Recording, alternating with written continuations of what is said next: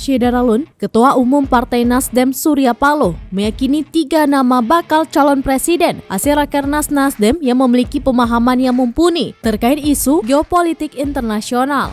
Hal itu disampaikan Surya Paloh saat ditanya awak media terkait pemahaman Anies Baswedan, Ganjar Pranowo, dan Andika Perkasa terkait isu geopolitik internasional. Ia juga meyakini bahwa dalam menentukan sosok bakal calon presiden, Partai Nasdem tidak mungkin meleset. Surya Paloh menyebut kualifikasi terkait pemahaman tersebut ada pada Anies Baswedan, Ganjar Pranowo, dan Andika Perkasa. 3 bakal calon presiden ini memiliki kualitas yang sangat layak untuk melanjutkan estafet presiden.